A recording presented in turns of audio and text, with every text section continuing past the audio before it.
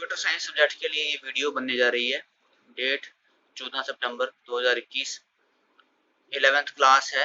Topic जो हम cover करेंगे वो है system software and types of system software. ठीक है, डेफिनेशन ऑफ सिस्टम सॉफ्टवेयर।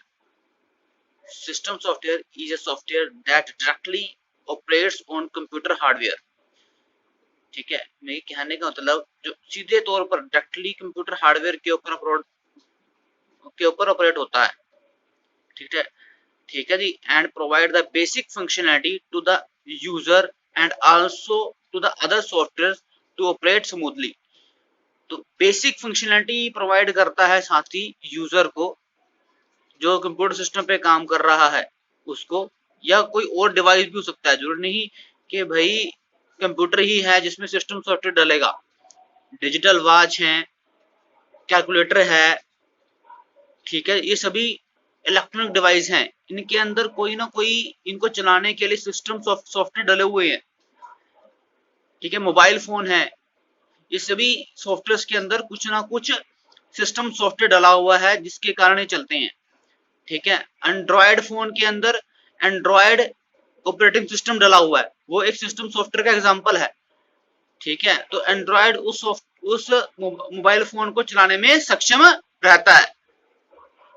तो ये बेसिक डेफिनेशन ये हमने पढ़ ली। इसके अल्टरनेटिव में आप ये चीजें भी लिख सकते हो डिस्क्राइब करने के लिए ऑपरेटिंग सिस्टम सॉफ्टवेयर को। ठीक है, आगे चलते हैं। System software controls the internal functioning of computer system. Control the internal functioning of computer system. They control the CPU, memory, storage devices and input output devices etcetera. ठीक है, तो ये सभी कंट्रोल करेगा सिस्टम सॉफ्टवेयर। ठीक है जी, उसके बाद they can provide basic functionality to the end user. ठीक है, जो एंड यूजर है उसको बेसिक फंक्शनैलिटी प्रोवाइड करेगा ताकि वो उस पर काम कर सके। एंड यूजर किसके ऊपर काम कर सके? उस डिवाइस के ऊपर काम कर सके। ठीक है, यदि वो सॉफ्टवेयर डला नहीं होगा तो जो एंड यूजर है वो उसके ऊपर कोई काम नहीं कर सकता, डिवाइस के ऊपर कोई काम। जैसे अगर हम कहें एंड्रॉयड है, एंड्रॉयड के अंदर सिस्टम सॉफ्टवेयर डला हुआ होगा, तो एंड्रॉयड का सिस्टम सॉफ्टवेयर यहाँ पर ऑपरेटिंग सिस्टम ही है। ठीक है, ऑपरेटिंग सिस्टम कौन सा है एंड्रॉयड का? एंड्रॉयड स्मार्टफोन का ऑपरेटिंग सिस्टम एंड्रॉयड है और वही उसका सिस्टम सॉफ्टवेयर है। ठीक है, मैं इसको बता देता हूं आपको लिखकर। ये मैंने लिखा, एंड्रॉयड स्मार्टफोन का ऑपरेटिंग सिस्टम एंड्रॉयड ही है। तो जो हम कहते हैं एंड्रॉयड बेस्ड स्मार्टफोन ले लें हमने, तो एंड्रॉयड उसका मतलब क्या है? उसमें एंड्रॉयड ऑपरेटिंग सिस्टम काम कर रहा है। ठीक है, जो एप्पल स्मार्टफोन है उनका ऑपरेटिंग सिस्टम iOS होता है, उसका नाम है iOS। ठीक है, और ये स्मार्टफोन का जो ऑपरेटिंग सिस्टम होते हैं ये बेसिक फंक्शनैलिटी प्रोवाइड करेंगे आपको। ठीक है, जो डिवाइस को कंट्रोल करना है वो ये ऑपरेटिंग सिस्टम करेंगे। ठीक है, तो इन दोनों, इस एंड्रॉयड स्मार्टफोन का जो ऑपरेटिंग सिस्टम है वो उसमें सिस्टम सॉफ्टवेयर का काम कर रहा है, तो एंड्रॉयड क्या एक सिस्टम सॉफ्टवेयर का एग्जांपल बन जाएगा क्योंकि वो एक ऑपरेटिंग सिस्टम है। उस तरह iOS क्या है? एक ऑपरेटिंग सिस्टम है, तो वो भी एक सिस्टम सॉफ्टवेयर भी है। वो ऑपरेटिंग सिस्टम भी है, साथ में एक सिस्टम सॉफ्टवेयर भी है।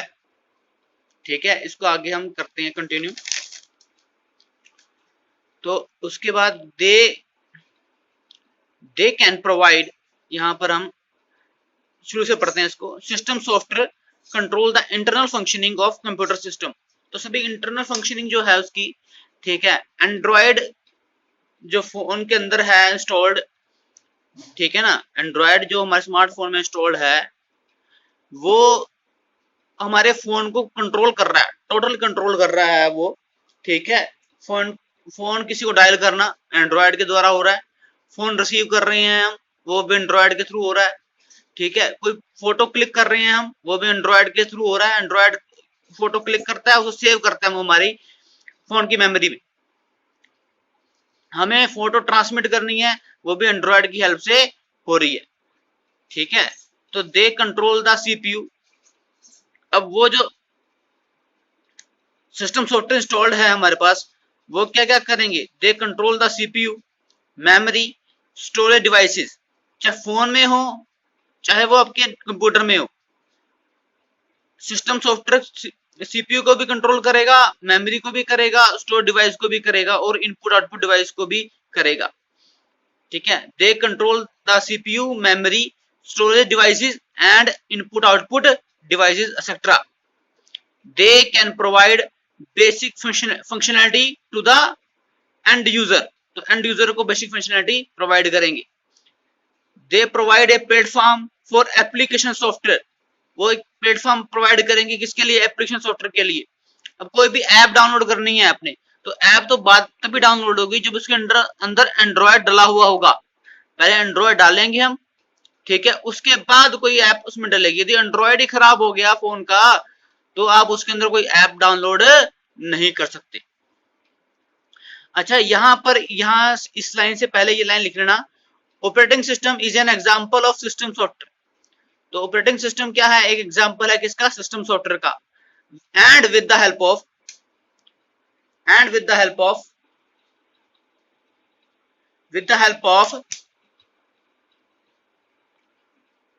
operating system, application software can be installed and can run on computer system। तो एप्लीकेशन सॉफ्टवेयर उसके बाद ही, उनकी हेल्प से ही क्या इंस्टॉल किए जाएंगे, ऑपरेटिंग सिस्टम की हेल्प से ही एप्लीकेशन सॉफ्टवेयर इंस्टॉल होंगे, ठीक है, और रन करेंगे कंप्यूटर सिस्टम पर। Some types of system software are written below. तो कुछ एग्जांपल नीचे दिए गए हैं, इनको डिटेल में हम पढ़ेंगे। तो पहला है ऑपरेटिंग सिस्टम, दूसरा है programming language translator, device driver and utility software. These are the examples of some system software. तो पहला हम पढ़ेंगे operating system. It is the main and most essential software of the computer system. तो सबसे पहले main, इसके बगैर system computer काम नहीं कर सकता। या अगर स्मार्टफोन की बात करें तो स्मार्टफोन काम नहीं कर सकता, क्योंकि एंड्रॉयड नहीं होगा तो उसके अंदर तो काम कैसे चलेगा। अब हमारे कंप्यूटर जो मोस्टली हमारे लैब में, हमारे ऑफिस में लगे हुए हैं, उनके अंदर मोस्टली काम करता है हमारा विंडो ऑपरेटिंग सिस्टम, ठीक है। उसमें कौन सा है, विंडो। तो ये किसने बनाया है, माइक्रोसॉफ्ट कंपनी ने बनाया है। एंड्रॉयड बनाया है गूगल ने। एंड्रॉयड जो ऑपरेटिंग सिस्टम है वो गूगल कंपनी ने बनाया है, ठीक है। जो हमारे कंप्यूटर में जो इंस्टॉल्ड विंडो चलता है ऑपरेटिंग सिस्टम, वो माइक्रोसॉफ्ट ने बनाया है, इसलिए उसे एमएस विंडो भी बोलते हैं, Microsoft window. MS stand for Microsoft window, ठीक है। It is the main and most essential software of the computer system. When a computer system is switched on, it is the first software that loads into the computer memory, ठीक है जी। जब computer को on किया जाएगा तो ये पहला software होगा जो कंप्यूटर मेमोरी में क्या होगा, लोड होगा। It manages all the resources such as memory, CPU, hard disk and peripheral devices etcetera. तो इसे भी मैनेज करता है क्या, सीपीयू, हार्ड डिस्क को मैनेज करता है। Input output devices are called peripheral devices. यहाँ पर याद रखना है इसको, इनपुट आउटपुट डिवाइस को ही पेरिफेरल डिवाइसेस बोलते हैं। तो यहाँ पेरिफेरल डिवाइस लिखा हुआ है, यहाँ आप इनपुट आउटपुट डिवाइसेस भी लिख सकते थे, ना कि बताने के लिए आपको अगर पेपर में आ जाए पेरिफेरल डिवाइसेस लिखो, तो आपने इनपुट आउटपुट डिवाइसेस के बारे में ही बताना है वहां पर, ठीक है। कीबोर्ड, माउस, ठीक है, जॉयस्टिक। आउटपुट डिवाइस के अंदर वापस आ जाएंगे प्रिंटर, मॉनिटर, ठीक है। आगे चलते हैं। Operating system provides the interface to the user. With the help of this interface, user interact to the computer system। एक इंटरफेस प्रोवाइड करेगा ऑपरेटिंग सिस्टम, किसको, यूजर को। उसकी हेल्प से ही हम क्या करेंगे, और उसकी हेल्प से ही हम इंटरेक्ट कर सकते हैं किससे, कंप्यूटर के साथ। इंटरफेस के बगैर हमें समझ नहीं आएगा कि क्या कमांड देनी है इसको और क्या नहीं देनी, ठीक है। यानी कि जब तक आपको ऐप शो नहीं होगी कि कौन सी ऐप चलानी है आपने, मान लो ब्लैक स्क्रीन आपकी नहीं दिख रही है आपको, जब तक स्क्रीन नहीं देखेगी आपको क्या पता चलेगी कौन सी ऐप चलानी है मुझे। अगर आप कोई बटन दबा भी देते हो और पीछे ऐप चल जाती है तो पता चलने वाला ना कौन सी ऐप चल गई। ठीक है, तो इंटरफेस आपको स्क्रीन दिखा रहा है, वो कौन दिखा रहा है? Operating system. और कहाँ टाइम दिखाना है, कहाँ गूगल का सर्च बार दिखाना है, कहाँ आइकन दिखाने हैं, कहाँ बैक बटन दिखाना है। ठीक है, ये सभी कौन दिखाता है? Operating system. समझे ना बात? तो ये इंटरफेस कौन प्रोवाइड कर रहा है? Operating system. इंटरफेस जिसके आप से जो बीच में हमारा इंफॉर्मेशन लेने देने का माध्यम बन रहा है। ठीक है ना, क्योंकि कंप्यूटर की मान लो आप सारी फोटो स्टोर है, आपने कोई फोटो बड़ी करके देखनी है, आप टैब करोगे तो फोटो बड़ी हो जाएगी, पर वो फोटो को क्लिक किसने करवाया कि ये चूज कर लो? तो टच को महसूस करने का आप लोगों को किसने दिया? एंड्रॉयड ने। उसके अंदर जो एंड्रॉयड पड़ा हुआ था सिस्टम सॉफ्टवेयर, वो उसने आपको हेल्प करवाई है कि आप उसे खोल सकें। ठीक है, तो operating system provides interface to the user. With the help of this interface user interact to the computer system. Operating system provides a platform for the application software. With the help of operating system, application software can be installed and can run on computer system. Operating system provides an platform for the application software. मतलब कि एक platform provide करेगा, उसके ऊपर Android के ऊपर आप application software install कर सकते हो। या ऐप है जो आपकी इंस्टॉल करेंगे आप, पहले एंड्रॉयड डाला होना चाहिए, तो उसके लिए प्लेटफॉर्म प्रोवाइड कर दिया उसने। With help of operating system, application software can be installed and can run on computer system. With the help of operating system, अब इस सिस्टम की सहायता से application software can be installed and run on computer system. Install की जा सकती हैं और वो रन हो सकते हैं किस पे? कंप्यूटर सिस्टम पर। जब तक ऑपरेटिंग सिस्टम नहीं होगा तब तक ऐप उस पर डलेंगे नहीं, ना ही इंस्टॉल हो पाएंगी, ना ही रन हो पाएंगी। आगे, programming language translator. Language translator converts a programming language into binary language.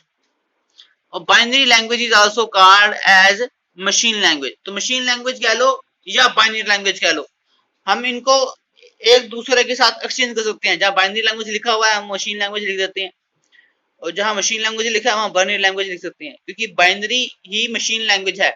Computer जो डायरेक्टली समझ सकता है वो है बाइनरी लैंग्वेज। इसका मतलब मशीन की लैंग्वेज कौन सी है? बाइनरी। वो सीधे तौर पे समझ लेगा उसको। ठीक है, इसीलिए उसे मशीन लैंग्वेज भी कहा जाता है, बाइनरी लैंग्वेज को। ठीक है, आगे चलें अब इसके अंदर। Hardware components of computer system can understand machine language only या बाइनरी लैंग्वेज ओनली। ठीक है, तो वो क्या समझ सकते हैं? मशीन लैंग्वेज या बाइनरी लैंग्वेज समझ सकते हैं। Hardware components of the computer system can understand machine language only. ठीक है, मशीन बाइनरी लैंग्वेज और machine language can use only to symbols, 0 and 1। तो बाइनरी लैंग्वेज में या मशीन लैंग्वेज में दो सिंबल होते हैं, 1 और 0। Therefore, it is very difficult to write instruction in the machine language। क्योंकि दो ही सिंबल को यूज करके, हमने तो सिंबल कितने पढ़े हैं? हमने अल्फाबेट पढ़े हैं ABCD पूरे Z तक, फिर नंबर पढ़े हैं 0 1 2 3 4 5। ठीक है, उसके बाद और भी वर्ड्स बनाने सीखे हैं उनसे पर लेकिन कंप्यूटर में तो सिर्फ अगर कोई भी इंफॉर्मेशन जाएगी वो 0 1 की फॉर्म में जाएगी। तो इसलिए उसके अंदर मशीन लैंग्वेज के अंदर काम करना बहुत मुश्किल था, तो उन्होंने एक अलग लैंग्वेज बनाई। ठीक है, अब दो तरह की लैंग्वेज है अलग, एक असेंबली लैंग्वेज है और एक है high level languages. Assembly language के अंदर, ठीक है, कोड यूज होते थे, और हाई लेवल लैंग्वेज कई तरह की है। हाई लेवल लैंग्वेज के अंदर जैसे सी होगी, C++ होगी, जावा, पाइथन, कोबोल, फोटोन, पास्कल, ये सभी क्या है? हाई लेवल लैंग्वेजेस हैं। तो ये कई तरह की हैं। तो मशीन लैंग्वेज में काम ना करके उसने दो लैंग्वेज चुनी। ठीक है, कंप्यूटर यूजर ने एक चुनी असेंबली लैंग्वेज, दूसरा हाई लेवल लैंग्वेज।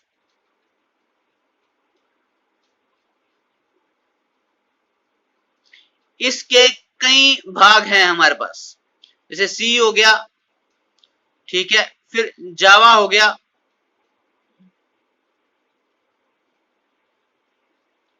पाइथन हो गया,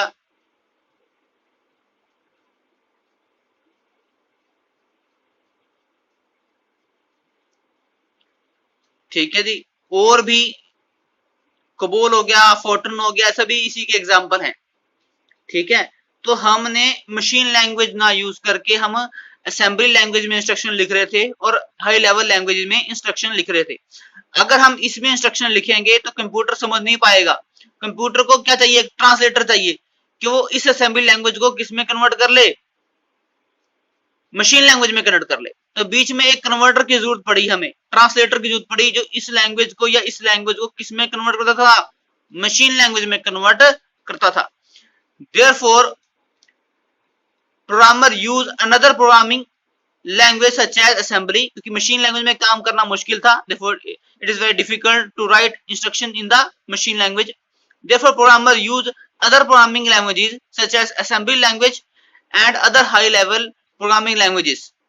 These high-level languages or assembly language must be converted into binary language or machine language. तो ये जो ये प्रोग्रामिंग लैंग्वेज थी, इनको जरूर बदलना था हमें, किसके अंदर, बाइनरी लैंग्वेज में और मशीन लैंग्वेज में, क्योंकि कंप्यूटर तो ये समझ पा रहा है। हमने असेंबली लैंग्वेज में लिख दिया, कंप्यूटर को दे दिया, कंप्यूटर समझ नहीं पाएगा। कंप्यूटर को के लिए उसको किस में कन्वर्ट करना पड़ेगा, बाइनरी लैंग्वेज में कन्वर्ट करना पड़ेगा। So language translators are used to convert a programming language into machine language. तो लैंग्वेज ट्रांसलेटर्स की हमें क्या आवश्यकता पड़ी, ताकि हम प्रोग्रामिंग लैंग्वेजेस को, चाहे वो असेंबली लैंग्वेज है चाहे वो हाई लेवल लैंग्वेज है, उसको हम किस में कन्वर्ट सकें, मशीन लैंग्वेज में कन्वर्ट कर सके, ठीक है। अब असेंबली लैंग्वेज के लिए जो ट्रांसलेटर हमें यूज किया उसका नाम असेंबलर था, और हाई लेवल लैंग्वेज के लिए जो लैंग्वेज ट्रांसलेटर यूज किया उसका नाम कंपाइलर था, और कुछ हाई लेवल लैंग्वेजेस के लिए हमने इंटरप्रेटर को यूज किया ट्रांसलेटर के रूप में। तो हम पहले एक एक करके पढ़ेंगे इनको। असेंबलर क्या है, it converts N assembly language into binary language और मशीन लैंग्वेज। ये असेंबली लैंग्वेज को कन्वर्ट करता था किसके अंदर, बाइनरी लैंग्वेज में और मशीन लैंग्वेज में। मतलब बात एक ही है, बाइनरी कह लो या मशीन लैंग्वेज कह लो। तो असेंबली लैंग्वेज को कन्वर्ट करेगा सिर्फ ये, ठीक है। अब कंपाइलर की बात करते हैं हम। Compiler it converts A high level language into machine और बाइनरी लैंग्वेज। एक हाई लेवल लैंग्वेज को कन्वर्ट करता था ये compiler. It converts A high level language into machine और बाइनरी लैंग्वेज। ये किसमें, हाई लेवल लैंग्वेज को कन्वर्ट करता था किसके अंदर, मशीन लैंग्वेज में और बाइनरी लैंग्वेज में, ठीक है जी। आगे interpreter, some high level programming languages such as Java, Python use interpreter to convert into machine language. कुछ high level programming languages, Java है जो, ये पाइथन है, वो इंटरप्रेटर को यूज करती थी, ना कि कंपाइलर को। किसको, ताकि उनको मशीन लैंग्वेज में कन्वर्ट किया जा सके, ठीक है। अब डिफरेंस क्या है, difference between compiler and interpreter. Compiler scans, ये ए है, compiler scans whole of the program, पहले स्कैन करेगा पूरा प्रोग्राम को, ठीक है। If program is error free converts the entire program in as a whole into machine language. तो पूरे पहले तो चेक करेगा पूरा प्रोग्राम की एरर फ्री है, उसमें कोई एरर तो नहीं है, उसके बाद ही उस प्रोग्राम को क्या करेगा, कन्वर्ट करेगा मशीन लैंग्वेज में, और converts the entire program as a whole, पूरे के पूरे प्रोग्राम को इनटू द मशीन लैंग्वेज, मतलब होल में सारा का सारा इनटू द मशीन लैंग्वेज, ठीक है जी। उसके बाद whereas interpreter converts and execute the program statement by statement। तो उसके अंदर क्या इंटरप्रेटर क्या करेगा, कन्वर्ट्स एंड एग्जीक्यूट। एक स्टेटमेंट अगर ठीक मिली उसे तो साथ ही उसको कन्वर्ट कर देगा और एग्जीक्यूट कर देगा। ये नहीं देखने वाला कि अगली स्टेटमेंट ठीक लिखी या नहीं लिखी। पर कंपाइलर क्या करेगा, पहले पूरा स्टेटमेंट सारी देखेगा, कंपाइल जो प्रोग्राम में लिखी हुई है सारी स्टेटमेंट ठीक है या नहीं। अगर सारी स्टेटमेंट ठीक होंगी तभी वो उनको कन्वर्ट करेगा मशीन लैंग्वेज में। और इंटरप्रेटर क्या करेगा, एक लाइन बाय लाइन एग्जीक्यूट करता है। ठीक है जी, ये थोड़ा सा आप डायग्राम हर एक ट्रांसलेटर के लिए बन जाएगा। यह ऑब्जेक्ट फाइल बनेगी एक हमारे पास, उसमें सभी स्टेटमेंट्स लिखी हुई हैं, इंस्ट्रक्शंस लिखी हुई हैं फाइल के अंदर, एक एक करके सारी इंस्ट्रक्शन लिखी हुई हैं। अब ये इंस्ट्रक्शन ऑब्जेक्ट फाइल के रूप में स्टोर की जाती हैं कंप्यूटर के अंदर, सेव करूंगी। इन सेव फाइल को मैं किसी लैंग्वेज ट्रांसलेटर को दे दूंगा। ठीक है, वो स्टेटमेंट बाय स्टेटमेंट मतलब कि पूरी जो स्टेटमेंट्स लिखी होंगी ऑब्जेक्ट फाइल में कि उनको मशीन कोड में कन्वर्ट करके एक सोर्स फाइल बनाएगा। उस सोर्स फाइल में वो स्टोर कर देगा मशीन कोड को। तो सोर्स फाइल में जो लिखा हुआ कोड है वो मशीन कोड आ जाएगा, मशीन या बाइनरी लैंग्वेज में लिखा हुआ कोड मिल जाएगा।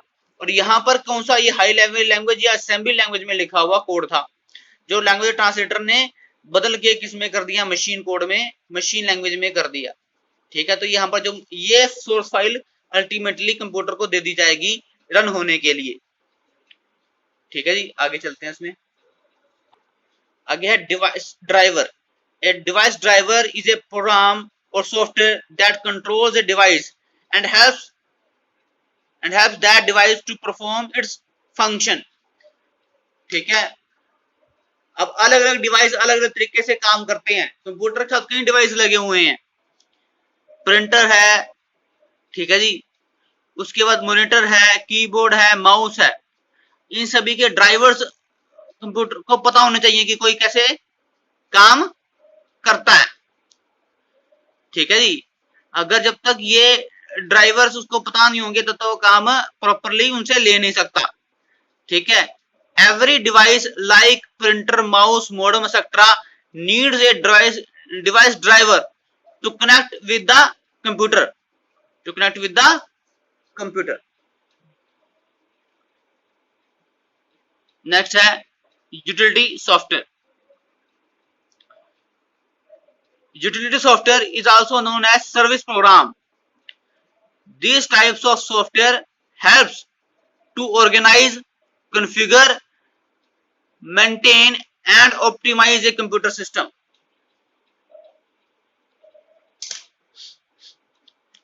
तो एक सर्विस प्रोग्राम की तरह काम करते हैं यूटिलिटी सॉफ्टवेयर। ठीक है, उसकी हेल्प से हम ऑर्गेनाइज कर सकते हैं, कॉन्फ़िगर कर सकते हैं, ऑप्टिमाइज कर सकते हैं कंप्यूटर सिस्टम को। ठीक है, जैसे अब सपोज कीजिए मैं आपको बताऊं, आपका एंड्रॉइड फोन है वो स्लो चलने लग जाए, उसके अंदर काफी ज्यादा दिक्कतें आने लग जाए, तो कोई एक ऐसी ऐप हो सकती है जो आपके मोबाइल फोन की सिस्टम परफॉर्मेंस को बढ़ा सके। अब वो ऐप क्या कहेगी, यूटिलिटी सॉफ्टवेयर कहलाएगी। ठीक है, हो सकता है कि भी रैम को अच्छी तरह यूटिलाइज ना किया जा रहा हो। ठीक है, कई कारण हो सकते हैं इसके। दूसरा एक मैं आपको बताऊं, आपके मोबाइल में काफी ज्यादा स्टोरेज हो चुकी है, अब उस स्टोरेज को फ्री अप करना है। ठीक है, जो आप काम नहीं करते उसको रिमूव करना है। ठीक है जी, तो कोई ऐसी फाइल्स हैं, काफी पुरानी फाइल्स हैं, आपको देखते नहीं, आप उसको यूज नहीं करते, तो आपका अंदर आपके मोबाइल में इंस्टॉल्ड कोई ऐप हो आप कर सकते हैं जो आपको ये बताए कि कौन कौन सी फाइल अननेसेसरी फाइल है और क्लीन अप कर दूं मैं, ताकि स्टोरेज स्पेस बढ़ जाए हमारा। तो वो फाइल यूटिलिटी प्रोग्राम में कराई जाएंगी। और एंटीवायरस सॉफ्टवेयर, ये भी यूटिलिटी प्रोग्राम में कहेंगे। हमारे मोबाइल में या कंप्यूटर में कोई वायरस आ गया, उसको हटाने का काम कौन करेगा, यूटिलिटी सॉफ्टवेयर ही करेंगे। ठीक है, तो वो सर्विस प्रोग्राम उन्हें कहेंगे।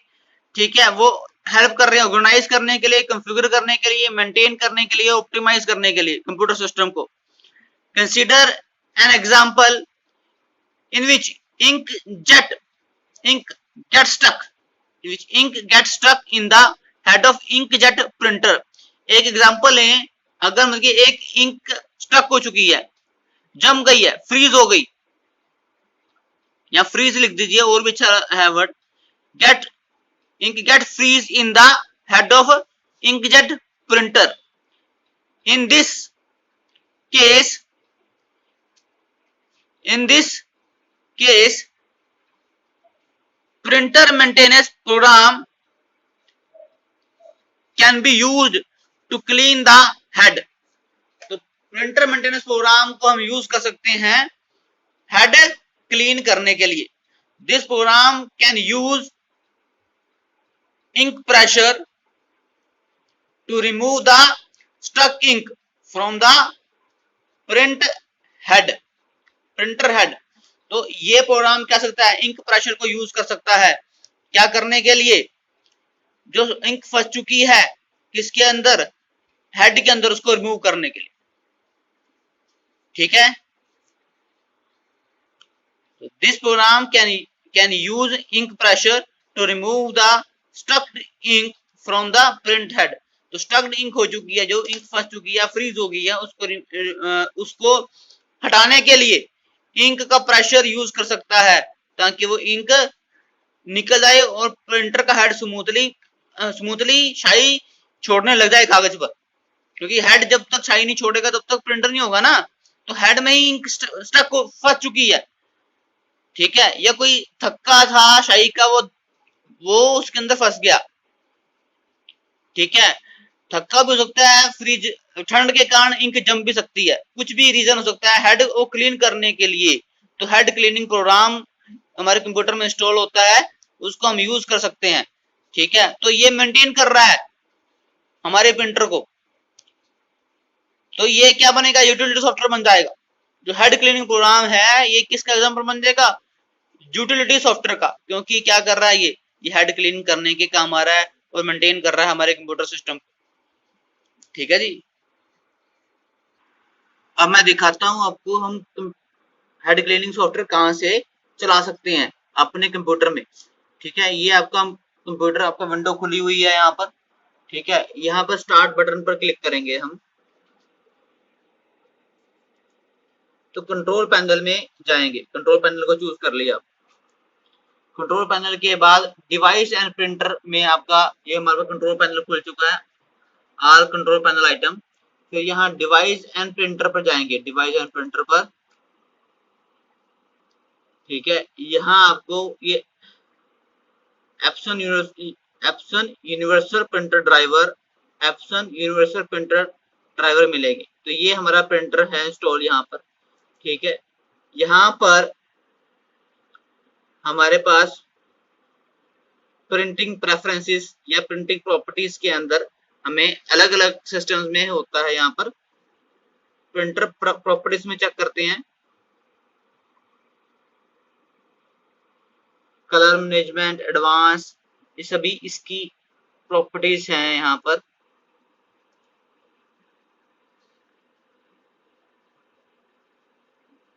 इस पे दोबारा क्लिक करते हैं।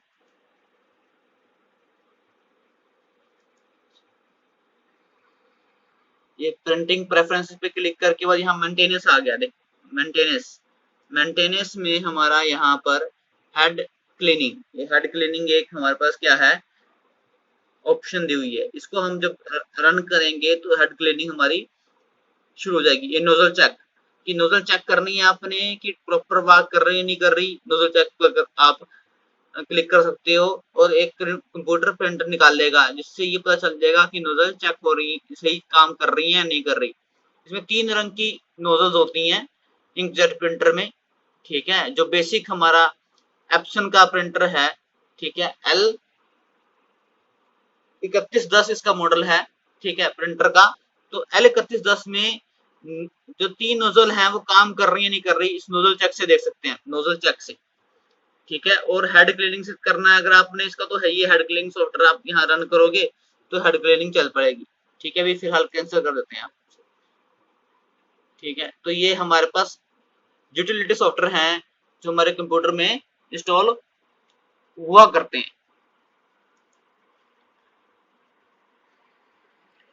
इसी तरीके से यदि आप यहाँ डिस्क लिखोगे, यहाँ पर देखिए ये हमारे पास स्टार्ट प्रोग्राम है, यहाँ डिस्क लिखोगे DISK, तो डिस्क जैसे लिखता हूँ तो दो प्रोग्राम मुझे मिलेंगे, डिस्क क्लीनअप और डिस्क फ्रेगमेंटेटर।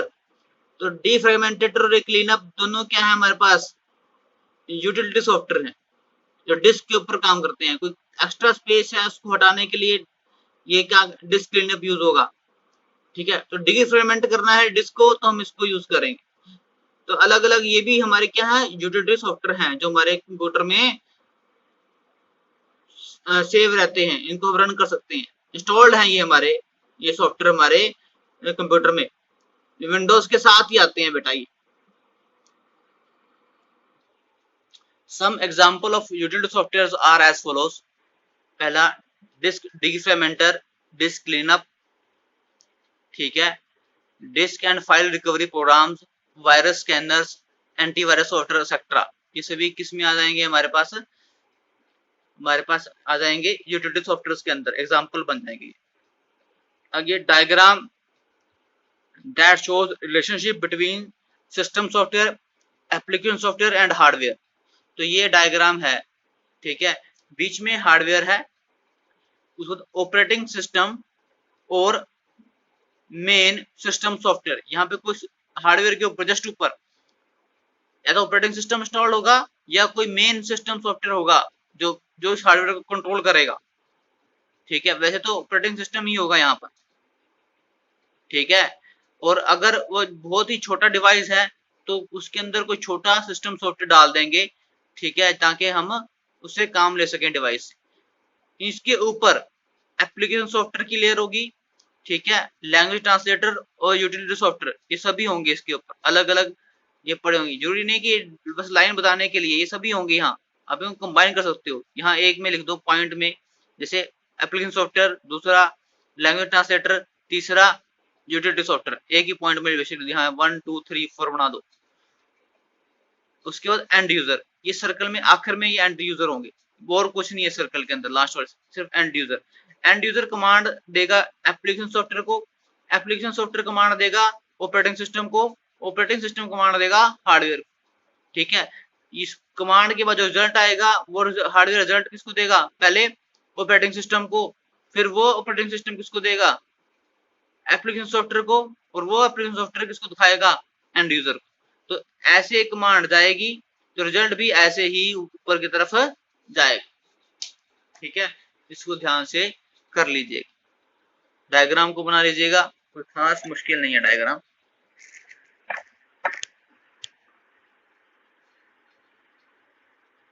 ठीक है जी, ये अब हमारी वीडियो खत्म होती है।